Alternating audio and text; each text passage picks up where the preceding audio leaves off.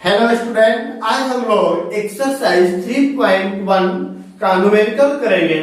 चलिए देखते हैं हम लोग। उससे पहले अभी तक जो स्टूडेंट चैनल को सब्सक्राइब नहीं किए हैं या जो स्टूडेंट चैनल पर नए हैं तो पहले चैनल को लाइक एंड सब्सक्राइब कर दें ताकि आने वाले वीडियो का नोटिफिकेशन आप तक पहुंच सके। चलिए देखते हैं हम लोग। एक पहला नंबर क्वेश्चन दिया हुआ है, समझेंगे। बहुत ही आसान टॉपिक है और बहुत ही मजेदार टॉपिक है, लेकिन समझेंगे आप तब।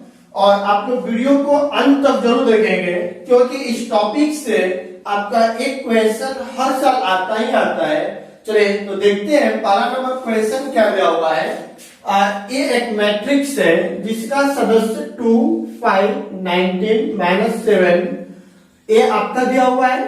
क्लियर है यहाँ तक। उसके बाद आपको पूछा जा रहा है कि ऑर्डर ऑफ मैट्रिक्स क्या होगा, नंबर ऑफ एलिमेंट्स क्या होगा, जिसको हम लोग ऑलरेडी पिछले लेक्चर में स्टडी कर चुके हैं। तो आप लोग बताइए स्टूडेंट कि ऑर्डर ऑफ मैट्रिक्स निकालने के लिए हमें क्या चीज की जरूरत पड़ेगा, रो और कॉलम। तो बताइए ऑर्डर ऑफ मैट्रिक्स निकालने के लिए काउंट करिए तो गिनिए इसको। कौन रो दिया हुआ है? 3 गो। तो पहले हम लोग रो को लिख लेते हैं क्रॉस। उसके बाद आप कॉलम चाहिए। देखिए 1, 2, 3 और 4। तो 4 गो कॉलम मतलब स्तंभ हो गया। तो 4 गो लिख दिए। और इसी को हम लोग क्या बोलते हैं? Order of matrix. मतलब इसका आंसर आ गया 3x4। क्लियर है यहाँ तक। चले अब दूसरा नंबर क्वेश्चन दिया हुआ है, नंबर ऑफ एलिमेंट। मैंने बताया था कि जो एलिमेंट की संख्या होती है या तो अब गिन कर बता सकते हैं, या मैंने बताया था कि जो ऑर्डर ऑफ मैट्रिक्स होता है रो की संख्या और कॉलम की संख्या को मल्टीप्लाई कर दीजिए तो कुल अवयव की संख्या निकल जाएगा। तो बोले रो की संख्या 3, कॉलम की संख्या 4, 4 3 12। तो इसका आंसर कितना आ गया? 12। क्लियर है यहाँ तक। चले इसमें पूछा जा रहा है आपका कि A13 का मान क्या होगा। तो बताइए 1 बता रहा है रो और 3 बता रहा है कॉलम। तो बताइए 1 रो मतलब पहला रो, उसके बाद तीसरा कॉलम। तो पहला दूसरा तीसरा, तीसरा कॉलम है ना ये। तो कौन सा एलिमेंट हो गया? 19। तो इसका आंसर आ गया आपका 19। क्लियर है। ये बता रहे दूसरा रो पहला कॉलम, पहले रो तब कॉलम। तो दूसरा रो तो बोले पहला रो ये हो गया, दूसरा रो कौन सा कॉलम? पहला, दूसरा रो पहला कॉलम, यही आएगा। तो हो गया आपका कितना दिया हुआ है? 35। समझेंगे। दूसरा रो तो दूसरा रो पे लाइन ड्रॉ कर लिए, पहला कॉलम पहले लाइन पर ड्रॉ कर लिए, जहां पे कटेगा उसी संख्या को लिख देना है। अब यहाँ पर 3 3 की बात कर रहा है तो 3 3 तीसरा रो तीसरा कॉलम। तो पहला रो दूसरा रो, अब आ गया तीसरा रो। अब कौन सा कॉलम? तीसरा, पहला दूसरा तीसरा, ये तीसरा आ गया। कौन सा कट कर रहा है? -5। तो इसका आंसर क्या निकल गया? -5। क्लियर है यहाँ तक। चले अब 824 दूसरा रो चौथा कॉलम, ये दूसरा रो और चौथा कॉलम यही ना है, यही ना कट कर रहा है ये। तो क्या आ गया इसका आंसर? 12। 823 तो 823 दूसरा रो तीसरा कॉलम क्या दिया हुआ है? 5/2। तो इसका आंसर आ गया 5/2। और यही आपका क्या हो गया? आंसर। कोई डाउट इसमें किसी को? नहीं, बहुत सिंपल था। चलिए सेकंड नंबर दूसरा नंबर क्वेश्चन दिया है, समझेंगे। यहाँ पे बोला गया है कि एक मैट्रिक्स में कुल अवयव की संख्या, कुल एलिमेंट की संख्या कितना दिया हुआ है? 24। तब उसमें बताना कुल ऑर्डर की संख्या क्या होगा। तो समझिएगा मैंने क्या बताया था। देखिए एक एलिमेंट की संख्या है तो मुझे ऑर्डर की संख्या पूछ रहा है। तो यह जो संख्या है यह दोनों के मल्टीप्लीकेशन के बराबर होना चाहिए। तो बताइए आंसर में क्या होगा? बोलेगा पहला नंबर कौन कौन सी ऐसी दो संख्या दिया जाए जिसको मल्टीप्लाई करने पर 24 आ जाए, क्योंकि मल्टीप्लाई करने पर ही कुल संख्या आता है। तो कुल संख्या को दो पार्ट में इस तरह से ब्रेक करना है कि दोनों को मल्टीप्लाई करने पर आपका वही संख्या आना चाहिए। तो लिख सकते हैं 1 गुणे 24 हो सकता है ना जी, क्योंकि इसको गुणा करेंगे तो कुल अवयव की संख्या कितना हो जाएगा 24। क्लियर हुआ। दूसरा में क्या हो सकता है 24 गुणे क्या लिख सकते हैं 1, तो इसको भी गुणा करेंगे तो कितना निकलेगा 24 ही रहेगा, हमें 24 ही चाहिए था। तीसरा हो सकता है कि आपको दिया जाए 2 गुणे 12 तो भी कितना आ जाएगा 24। क्लियर है। यदि फोर्थ नंबर में बोला जाए कि इसी को चेंज कर दे और 2 गुणे 12 तो भी मल्टीप्लाई करने पर 24 ही आएगा। अब उसके बाद पांचवा नंबर में मैं बोलूं कि 3 गुणे क्या कर दिया जाए n तो भी आपका 24। छठवां नंबर में क्या हो सकता है 8 गुणे 3 मल्टीप्लाई करने पर तो भी क्या आएगा 24 ही आएगा। सातवां नंबर में बोल सकते हैं और 4 गुणे 6 करेंगे मल्टीप्लाई करने पर 24, और यदि मैं 6 into 4 कर दे तो भी मल्टीप्लाई करेंगे तो क्या आएगा 24। क्या इसके अलावा कोई और ऐसी संभव केस है जहां पर दो संख्याओं को मल्टीप्लाई करने पर 24 है? फ्रैक्शन में नहीं होना चाहिए, वह इंटीजर मतलब प्राकृतिक संख्या ही होना चाहिए। तो देखिए अब यदि 7 रखेंगे, 7 में कोई ऐसी नंबर नहीं है जिसको मल्टीप्लाई करने पर 24 है। 8 होगा तो 8 से कर चुके हैं। 9 में कोई संख्या नहीं जिसको गुणा करने पर 24 प्राप्त हो, नहीं होगा। तो मतलब ये आपका टोटल केस मैंने लिख लिया। कौन केस बन गया 1 2 3 4 5 6 7 और 8। तो बताइए कुल पॉसिबल ऑर्डर है, तो ऑर्डर की संख्या कितना हो जाएगा, बोले कब निकलेगा 8, और यही आपका क्या हो गया आंसर। क्लियर हुआ, कोई डाउट इसमें नहीं। चलिए अब इसी में सेकेंड पार्ट पूछा गया है। सेकेंड पार्ट बोला गया है यदि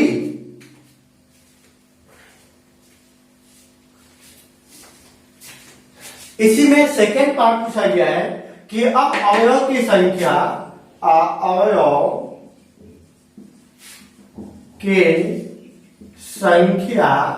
यदि आपका 13 हो जाए तब ऑर्डर की संख्या क्या होगा, तो कोटि के संख्या, तो बताइए कोटि की संख्या बराबर हुआ, तो केस बताइए क्या क्या हो सकता है। एक गुणे क्या लिख सकते हैं 13, मतलब 13 आ गया। दूसरा क्या हो सकता है 13 गुणे 1 तो भी आएगा 13। क्या इसके अलावा और कोई आएगा, नहीं आएगा। तो मतलब इसका आंसर कितना आ जाएगा 2, जो आपके सामने दिख रहा है। क्लियर हुआ यहाँ तक, कोई डाउट इसमें किसी को नहीं। तो बहुत सिंपल है, मैंने आपको स्टार्टिंग में ही बताया था। बस इसमें केवल लॉजिक का प्रयोग करना है और अपने माइंड का प्रयोग करते हुए आंसर बताना है। क्लियर है ना जी, कोई डाउट इसमें किसी को नहीं। तो चलिए देखते हैं अगला क्वेश्चन। जो तीसरा नंबर क्वेश्चन है उससे बोला गया है यदि एलिमेंट की संख्या 18 हो तो कोटि की संख्या क्या होगा, ऑर्डर की संख्या क्या होगा। तो बना सकते हैं 1 गुणे 18, 18 गुणे 1, 2 गुणे 9, 9 गुणे 2, 3 गुणे 6, 6 गुणे 3। क्लियर हुआ, तो मतलब कौन केस हो जाएगा 6 केस। क्लियर हुआ।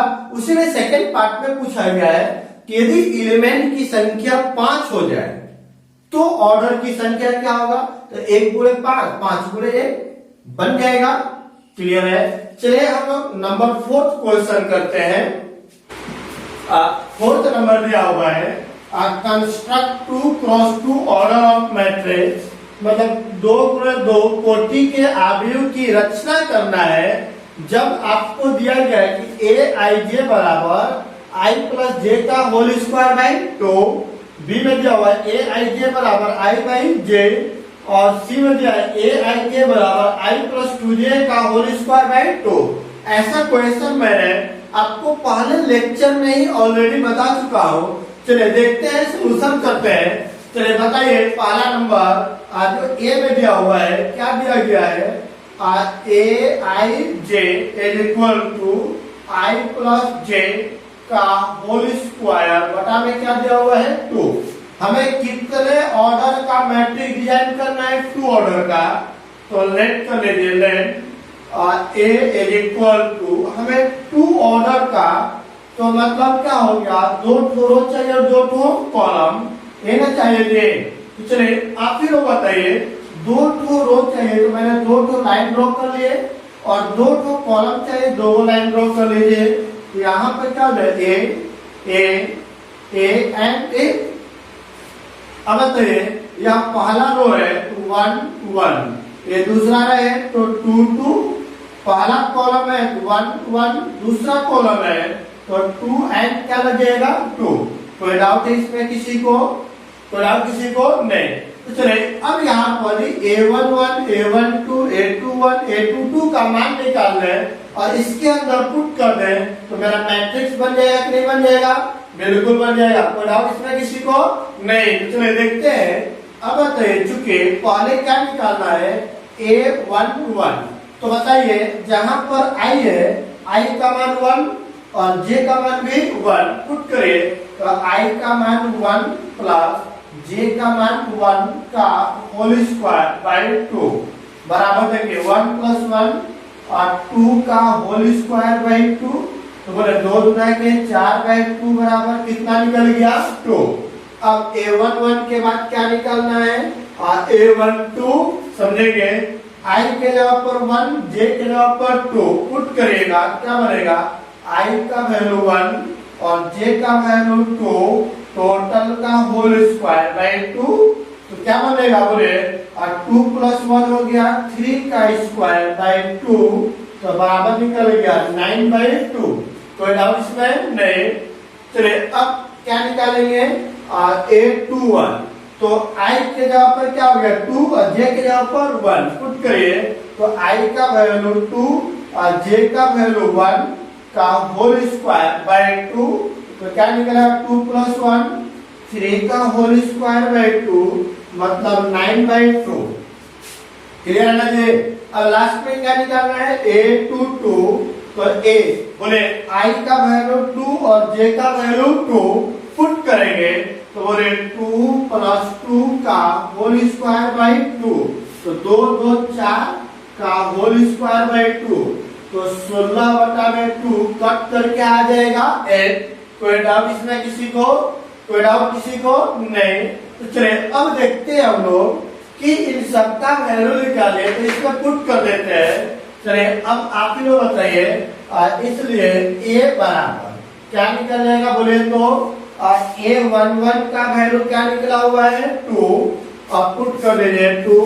A21 का वैल्यू क्या निकला हुआ है 9 बाय 2 और A21 का वैल्यू भी निकला हुआ है 9 बाय 2 एंड लास्ट में A22 का वैल्यू निकला हुआ है एंड जो के 2 क्रॉस 2 ऑर्डर का मैट्रिक्स कंप्लीट हो गया। कोई डाउट इसमें किसी को? कितना सिंपल है? कोई डाउट इसमें किसी को? समझ में आएगा? यदि आपको समझ में आ रहा है, सिंपल लग रहा है, तो एक लाइक तो बनता है, इसका लाइक करिए सभी लोग। चले ठीक है, अब देखते हैं दूसरा क्वेश्चन बी नंबर में, A J equal to I बटा में J। क्लियर है? चलिए समझेंगे हम। हमें 2 क्रॉस 2 का मैट्रिक्स डिजाइन करना है, तो बताइए लेट कर लेते हैं हम लोग। Let A equal to 2 cross 2 का डिजाइन करेगा, तो A11 A12 A21 और क्या बन जाएगा A22, जो कि 2 क्रॉस 2 ऑर्डर का मैट्रिक्स हो गया। चलिए अब निकालते हैं हम लोग। चलिए सबका पहले A11 A12 A21 A22 का वैल्यू निकालेंगे, तो बोलिए चूंकि A11 का वैल्यू निकालेंगे तो I के जगह पर 1 और J के जगह पर भी 1 पुट करिए, तो I का वैल्यू 1 J का वैल्यू 1 इक्वल टू 1। अब 1 1 के बाद क्या निकालेंगे 1 2, तो बोले I का वैल्यू 1 J का वैल्यू 2, तो पुट करिए 1 बाय 2। क्लियर हुआ? अब 1 2 के बाद क्या निकालेंगे 2 1, तो A21 का वैल्यू निकालिएगा, तो बोले I के जगह पर क्या दिख रहा है 2, J के जगह पर 1, तो क्या हो जाएगा I का वैल्यू क्या निकल जाएगा 2। अब लास्ट में निकालेंगे A22 तो ए टू टू मतलब आई का वैल्यू है 2, जे का वैल्यू है 2, पुट करिए तो क्या बन जाएगा 2 डिवाइड बाई 2 इक्वल टू 1। तो अब बताइए, इसलिए मैट्रिक्स ए हमें फाइनली यही निकालना है। तो A11 का वैल्यू क्या दिया हुआ है 1, A12 का वैल्यू क्या दिया हुआ है 1/2, A21 का वैल्यू क्या निकल जाएगा 2 और A22 का वैल्यू क्या दिया हुआ है 1। और यही आपका क्या हो गया आंसर। कोई डाउट किसी को इसमें नहीं। तो अब देखिए तीसरा नंबर जो क्वेश्चन दिया हुआ है सी में aij बराबर i प्लस 2j का होल स्क्वायर बाई 2। जैसा पहला क्वेश्चन दिया हुआ था सेम लाइन वैसे ही दिया हुआ है।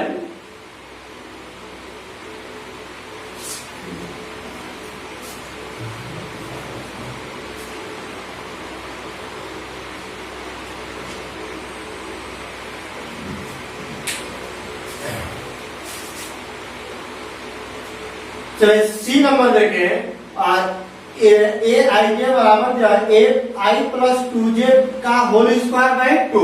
तो जैसा क्वेश्चन सी दिया हुआ है सेम एज लाइक आपका ए दिया हुआ था, तो जैसे ए बनाया वैसे इसको बनाएंगे। इसका भी मैट्रिक्स का ऑर्डर डिजाइन करना है 2 क्रॉस 2 का है। कोई डाउट इसमें किसी को नहीं, बन जाएगा। कोई डाउट इसमें किसी को नहीं, क्लियर है ना। Question number 5 just like same fourth की तरह दिया हुआ है। यहाँ पर आपको बोला जाएगा 3 क्रॉस 4 ऑर्डर का मैट्रिक्स डिजाइन करना है, जहाँ ए आई जे का वैल्यू दिया हुआ है। चलिए ए नंबर में जो दिया हुआ है a i j equal to 1/2 minus 3i plus j का मॉड। अब बताइए लेट कर लेते हैं, हमें एक मैट्रिक्स डिजाइन करना है जिसका ऑर्डर आपको दिया हुआ है 3 क्रॉस 4। तो चलिए 3 क्रॉस 4 ऑर्डर का मैट्रिक्स डिजाइन करना है। तो 3 क्रॉस 4 लेंगे, हमें कौन रो चाहिए 3 गो, तो 3 गो लाइन ड्रॉ कर लिए हल्का सा। उसके बाद कौन कॉलम चाहिए 4 गो, तो 4 गो कॉलम बना लीजिए 2 3 एंड 4।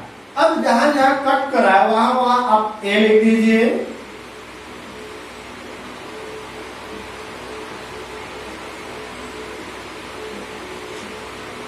कोई डाउट इसमें किसी को नहीं, तो बोलिए ये आपका पहला रो है तो सब पे 1 लगा दीजिए।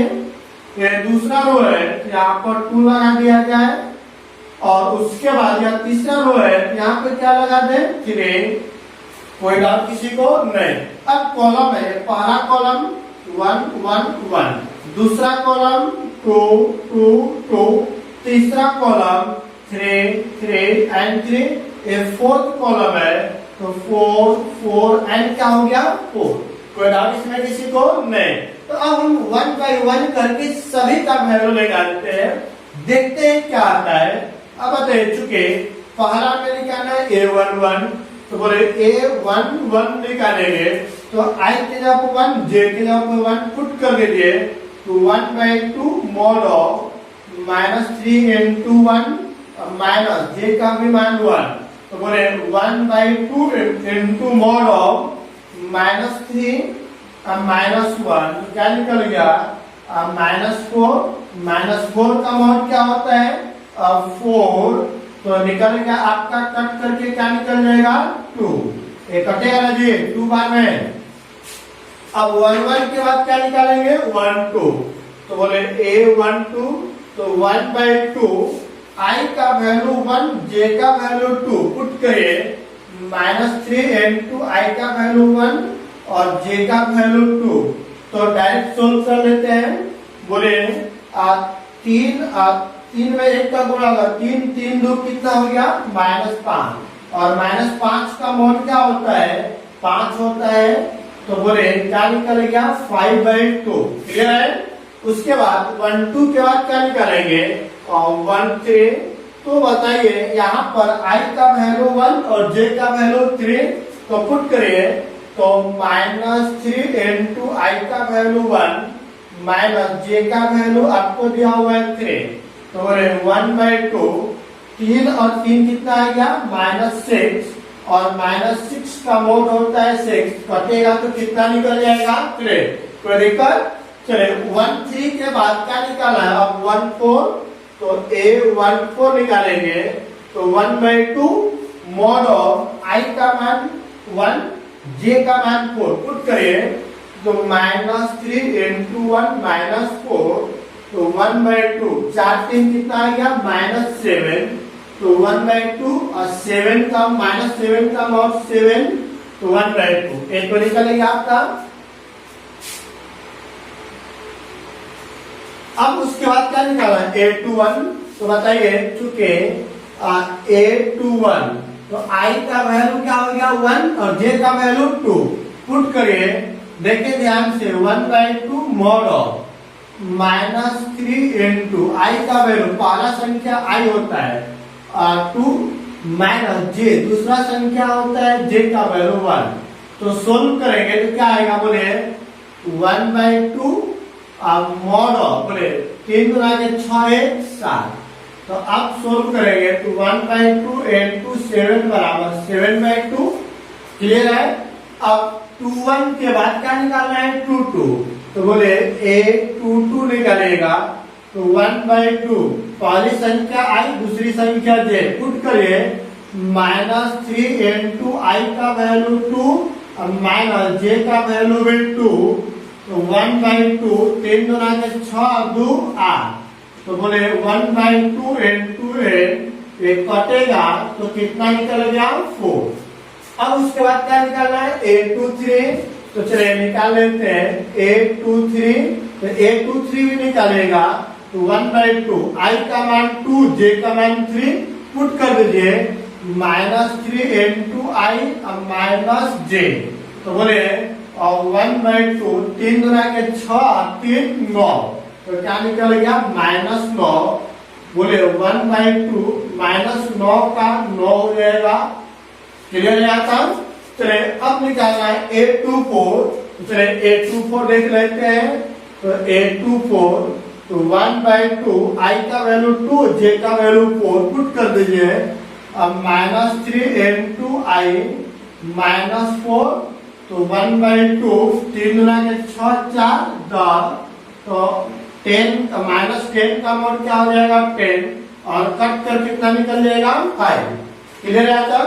अब क्या निकालना है A31, तो बोले A31 निकालेंगे तो 1/2 I का वैल्यू 3 J का वैल्यू 1 पुट कर दीजिए -3 into I अब माइनस J का वैल्यू 1, तो बोले 1/2 10 3 के 9 1 10 और -10 का मोड क्या होता है 10, कटेगा 5 गुना के 10, क्लियर है तक।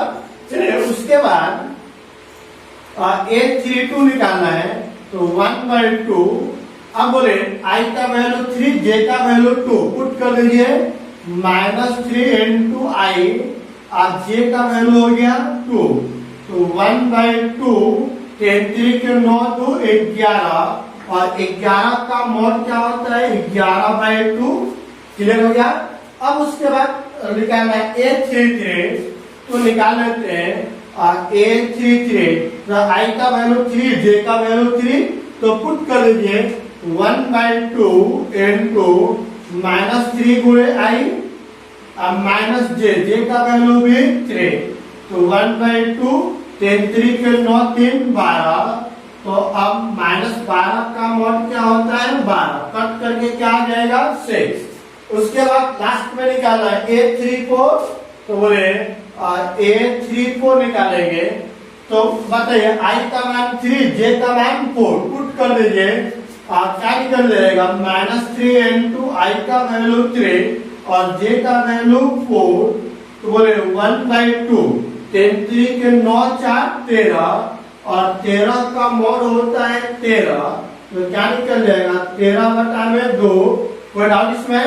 सभी के सभी मान मैंने निकाल दिया, अब सबका वैल्यू इसी में पुट कर दिया जाए, तो लिखते हैं हम लोग now A is equal to, बोले क्या आएगा A11 लाता है वैल्यू क्या निकला हुआ है 2 5/2, तो बोले 2 5/2, उसके बाद क्या 3 और 7/2 3 7/2, जैसे निकला वैसे ही लिखना है आपको। फिर अब उसके बाद 2 1 का वैल्यू 7/2 4, 7/2 4, 9/2 5, 9/2 5, उसके बाद क्या है 5, 11/2, उसके बाद क्या हुआ है 6 एंड 13/2, और यही आपका निकल गया 3x4 ऑर्डर का मैट्रिक्स। क्लियर है यहाँ तक? कोई डाउट इसमें किसी को नहीं? तो अब देखें दूसरा नंबर क्वेश्चन बिल्कुल आसान दिया हुआ है, aij बराबर 2i माइनस जे। तो सेम प्रोसेस होगा, इतना मॉडुलस नहीं उसमें दिया हुआ है, इजी है, बस वैल्यू पुट करके आंसर निकाल देना है। आपको 3x4 ऑर्डर का मैट्रिक्स ही डिजाइन करना है, तो 3x4 ऑर्डर का मैट्रिक्स सही है, बस aij का मान क्या दिया हुआ है 2i माइनस जे, उसको लिखेंगे, उसका मान निकाल करके पुट कर देंगे, आपका आंसर प्राप्त हो जाएगा। कोई डाउट इसमें किसी को नहीं? तो देखते हैं हम लोग अगला क्वेश्चन। चलिए दिया हुआ है कि value of X Y Z का मान निकाले, और पहला नंबर में दिया गया है कि 4 3 x 5 y z 1 and 5। तो मैंने पिछले क्लास में टाइप ऑफ मैट्रिक्स में एक इक्वल मैट्रिक्स बराबर अवयव के बारे में पढ़े थे। मैंने बताया था कि दो अवयव या दो मैट्रिक्स आपस में इक्वल तभी होते हैं जब उनके संगत सदस्य आपस में क्या हो बराबर, मतलब कोरस्पेंडिंग एलिमेंट। तो बोलिए आप 4 के संगत क्या दिया y, तो क्या लिखेंगे, इसलिए 4 is equal to y। Clear हुआ? कोई डाउट इसमें नहीं? तो यहां से निकल गया आपका y इक्वल टू 4। और बताइए यहां से क्या लगा 3 इक्वल टू z, तो 3 इक्वल टू z, तो बोल सकते हैं कि z का वैल्यू क्या निकल गया 3। यहां से देखिए x इज इक्वल टू क्या दिया हुआ है 1। कोई डाउट? मतलब क्या यहाँ से x का वैल्यू फाइनली 1 ही है, और यहाँ से देखिए 5 के बराबर 5 है, वो तो सही है, मतलब यही ना आपको निकाला था, जो आपका क्या हो गया आंसर। जब भी दो मैट्रिक्स आपको दिया गया है और दोनों मैट्रिक्स का बीच में इक्वल का सिंबल है, इसका मतलब यह होता है कि उसके कोरस्पेंडिंग एलिमेंट या उसके संगत सदस्य आपस में क्या होंगे समान होंगे। क्लियर हुआ? चलिए तो अगला क्वेश्चन देखते हैं। क्वेश्चन चलिए देखते हैं सेकेंड नंबर। यहाँ पर भी बीच में इक्वल का सिंबल है, मतलब क्या हुआ इसके कोरस्पेंडिंग एलिमेंट बराबर होंगे, तो इसलिए क्या लिखेंगे x plus Y equal to 6। Clear हुआ? या 2 2 के बराबर तो है ही है, उसको कोई डाउट नहीं है, या इसके बराबर हो जाएगा, क्या बनेगा 5 plus z is equal to 5, और लास्ट में क्या दिया हुआ x y equal to ad, तो x y equal to ad. Clear हुआ? चलिए यहां से देखिए प्लस में उधर जाएगा तो माइनस में, तो 5 माइनस 5, जेड का वैल्यू क्या निकल गया 0। अब इन दोनों इक्वेशन को यूज करके आपको x और y का वैल्यू निकालना है। चलिए देखते हैं, इधर प्लस में उधर जाएगा तो क्या हो जाएगा माइनस में, तो y बराबर 6 माइनस x। अब इस y का वैल्यू इसमें पुट कर दीजिए, और पुट करने के बाद सोल्व करते हैं। बोले x इनटू y का वैल्यू क्या निकला हुआ है 6 माइनस x, तो बोले 6 minus x is equal to x। Multiply करिएगा तो 6x minus X square equal to क्या हो गया n। चलिए सोल्व करते हैं। अब चलिए इधर प्लस में इधर आएगा तो माइनस में, या इन सभी को भी उधर लेकर चले जाइए, इधर माइनस में उधर जाएगा तो प्लस में, तो बोले क्या बन जाएगा इधर 0 बचेगा, इसको इधर लेकर आएगा तो एक्स स्क्वायर, इधर प्लस में इधर आएगा तो माइनस में। अब पहले से क्या चल रहा है 8, कोई डाउट इसमें प्लस कर ले लीजिए, तो इसलिए क्या लिखा जाएगा X square minus 6x plus n equal to 0। यह आपका हो गया क्वाड्रेटिक इक्वेशन। इस क्वाड्रेटिक इक्वेशन को हम लोग कैसे तोड़ेंगे आप लोग बताइए। 4 2 6, 4 गुना के 8, तो क्या लिखा जाएगा X square minus 4x minus 2r plus 8 equal to 0। इन दोनों को एक साथ, इन दोनों को एक साथ, इसमें से क्या कॉमन है, या क्या बचेगा, x माइनस 4, इन दोनों में से -2 कॉमन निकालिए तो x माइनस 4 गुना के r, इन दोनों के एक साथ, इन दोनों को एक साथ ले लेते हैं तो क्या बन जाएगा x माइनस 2, और यहां पर बनेगा x माइनस 4 इक्वल टू 0, दोनों को 0 के बराबर कर दीजिए तो यहाँ पे क्या निकलेगा, x इक्वल x माइनस और 4 इक्वल टू 0, तो यहाँ से x का वैल्यू 2 और x का वैल्यू क्या निकल गया 4। कोई डाउट इसमें किसी को नहीं, तो वैल्यू पुट करके देख सकते हैं। चले अब x का वैल्यू 2 लीजिएगा तो y का वैल्यू यहाँ से निकालेंगे, फिर x का वैल्यू 4 लेंगे तो y का वैल्यू निकालेंगे। चले केस लेकर चलते हैं, केस फॉर x का वैल्यू मैं ले लेता हूं x इक्वल टू क्या चेंज, आप पहले 2 ले लेते हैं तो इसलिए बोले वहां से y बराबर क्या दिया हुआ है 6 माइनस x, तो y बराबर बोले 6 माइनस x का वैल्यू 2, तो y बराबर क्या निकल गया 4, तो इसलिए बोले x का वैल्यू 2, y का वैल्यू क्या निकला 4 और z का वैल्यू क्या निकला हुआ है 0। एक आपका यह आंसर हो गया। केस नंबर क्या ले लिया जाए 2, जब x का वैल्यू क्या हो जाए 4। चलिए दूसरे केस में देखते हैं तो y का वैल्यू निकालते हैं, तो देखिए इसलिए y बराबर 6 माइनस या, तो y बराबर 6 माइनस x का वैल्यू पुट कर दीजिए तो y का वैल्यू क्या निकल गया 2। तो बताइए इसलिए फाइनली x का वैल्यू 4 निकला है, तो उस केस में y का वैल्यू 2 और z का वैल्यू तो 0 ही चल रहा है, और यही आपका क्या हो गया आंसर। कोई डाउट इसमें किसी को नहीं। तो चलिए अब हम लोग अगला क्वेश्चन करते हैं। चलिए आपको दिया हुआ है तीसरा number, x y z, y plus z और y प्लस z बराबर 9 5 और क्या दिया हुआ है 7। तो हमें सोल्व करके x y z का वैल्यू निकालना है, मतलब दो मैट्रिक्स के बीच में इक्वल का सिंबल है, तो यह दोनों इक्वलिटी का मैट्रिक्स है। जब इक्वल है तो उसके संगत सदस्य बराबर होंगे, तो बोलिए क्या क्या बराबर हो गया x plus y plus z is equal to क्या हो गया 9। उसके बाद यहाँ से क्या निकलेगा x plus z equal to 5, और यहाँ से क्या होगा बोलिए y plus z equal to 7। Clear है? तो बताइए यहाँ पर y plus z y plus z मतलब यह इसका मान क्या दिया हुआ है 7 पुट कर दीजिए तो x प्लस 7 बराबर 9, तो y प्लस z इसका मान पुट कर दिए यहाँ से 7, तो यह प्लस में इधर जाएगा तो माइनस में, तो x का वैल्यू क्या निकल गया 2।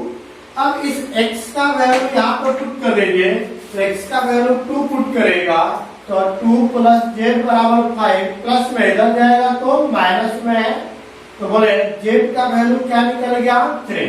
अब इस z का वैल्यू यहाँ पुट कर दीजिए, तो बोले y प्लस z का वैल्यू 3 बराबर 7, प्लस में इधर आ गया तो माइनस में, तो y बराबर क्या निकल गया 4।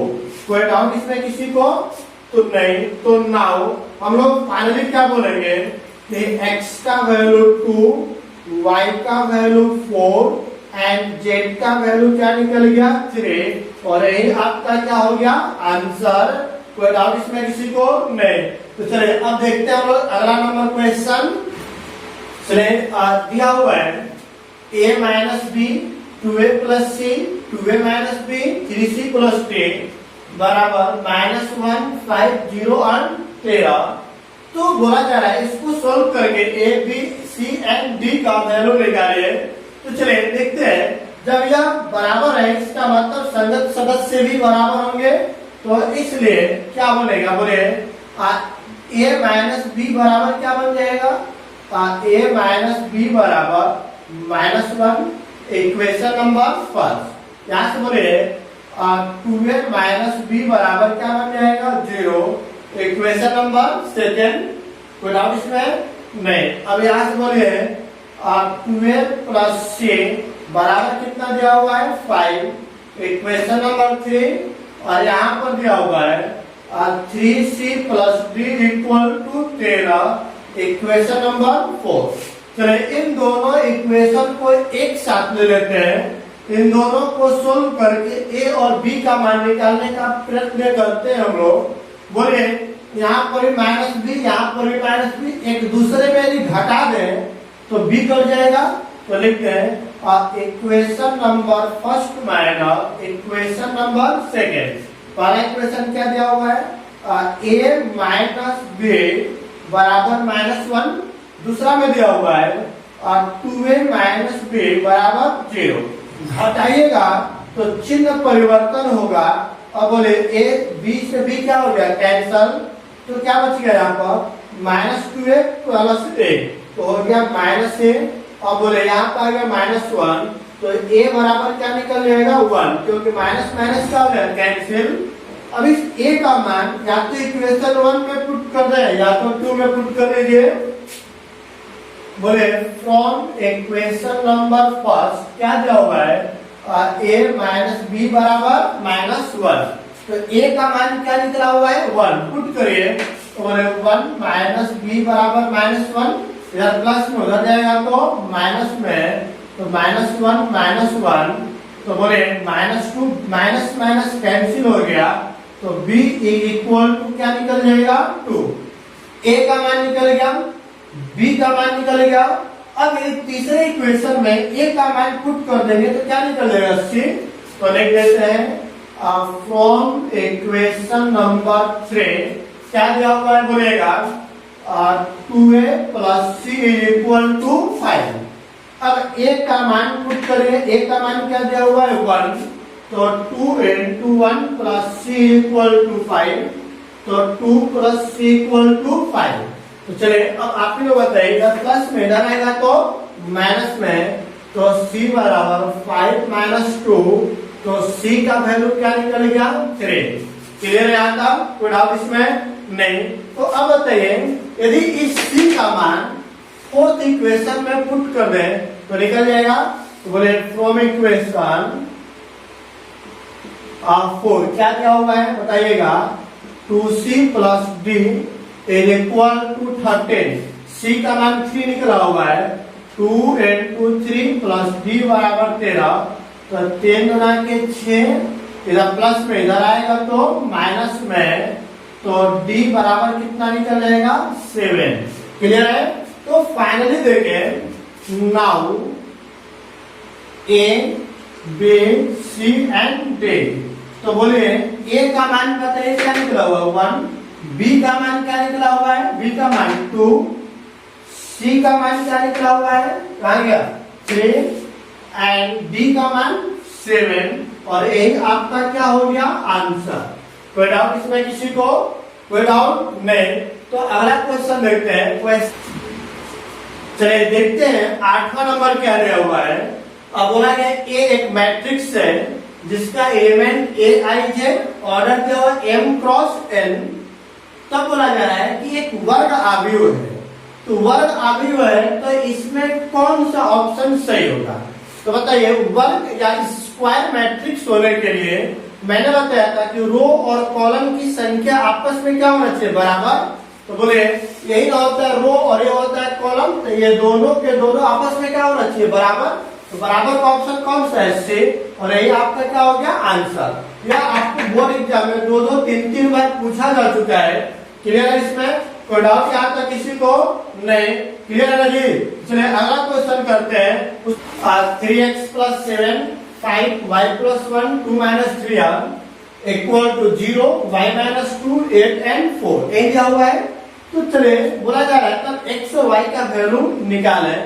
तो बताइए समझिएगा यहाँ पे दोनों के बीच में इक्वल का सिंबल है, तो इसका मतलब ये इसके संगत एलिमेंट बराबर होंगे, इसलिए क्या लिखेंगे 3x प्लस 7 बराबर 0।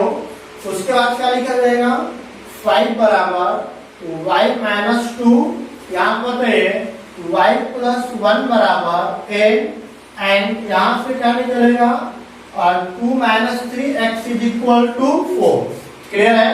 तो चलिए इधर प्लस में इधर जाएगा तो माइनस में, तो -7, तो x इज इक्वल टू क्या निकलेगा -7/3। क्लियर हुआ।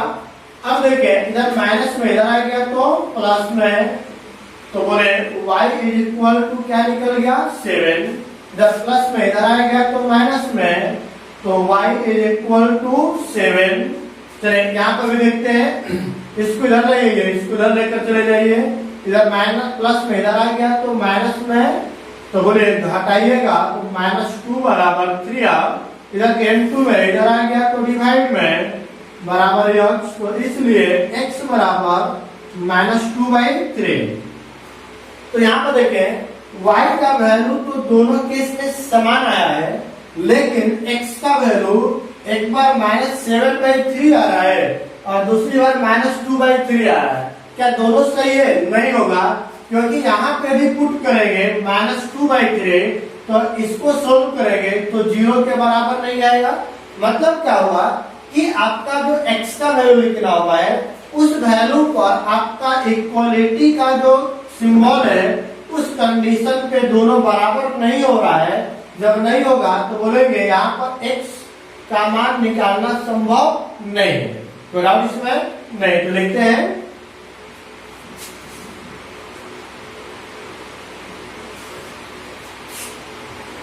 तो लिख दिया जाए ज्ञात करना संभव नहीं है।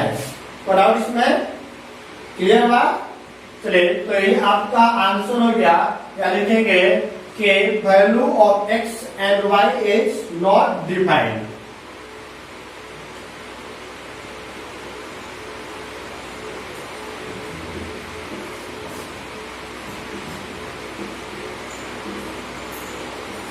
क्लियर बना जी। चलिए अब लास्ट क्वेश्चन देखते हैं। चलिए 10th नंबर देखते हैं। लास्ट क्वेश्चन है इस यूनिट का और यह क्वेश्चन बहुत ही इंपॉर्टेंट है, क्योंकि बोर्ड एग्जाम में नंबर ऑफ टाइम यह क्वेश्चन पूछा जा चुका है। तो चलिए समझते हैं। आपको पूछा गया है कि 3x3 कोटि के कुल अवयवों की संख्या ज्ञात करें, या कुल संख्या कितनी होगी जब उसमें जो अवयव है एलिमेंट है या तो 0 होना चाहिए या तो 1 होना चाहिए। कोई डाउट इसमें? यदि मैं एक एक करके काउंट करूंगा तो बहुत सारा होगा, लेकिन ट्रिक को समझेंगे क्या होगा समझिएगा। टोटल नंबर ऑफ मैट्रिक्स बताइएगा। हमारे पास जो आपको एंट्री दिया हुआ है या तो 0 होना चाहिए या तो क्या होना चाहिए 1, तो उनकी संख्या कब है? 2 0 और 1 कौन संख्या है? 2 है, तो 2 लिख देंगे के पावर में। कितने ऑर्डर का मैट्रिक्स हमें बनाना है? 3x3, तो इनको गुणा करें 3 3 के 9, तो 2 के पावर 9 सोल्व कर देंगे तो क्या निकल जाएगा 512। क्लियर है यहाँ तक? कोई डाउट इसमें किसी को नहीं? तो यह आपका हो गया आंसर और यहाँ से आपका यूनिट कंप्लीट हुआ। कोई दिक्कत इसमें किसी को नहीं? मैंने बताया था स्टार्टिंग में कि यह यूनिट बहुत ही इजी है, इसमें कहीं किसी भी तरह का कोई फॉर्मूला का प्रयोग नहीं करना है, केवल कंसेप्ट को समझना है और सोल्व करते हुए चलना है। क्लियर है? चलिए अभी तक जो स्टूडेंट चैनल को लाइक एंड सब्सक्राइब नहीं किए हैं तो पहले चैनल को लाइक एंड सब्सक्राइब कर लें, ताकि आने वाले वीडियो का नोटिफिकेशन आप तक पहुंच सके। Thank you.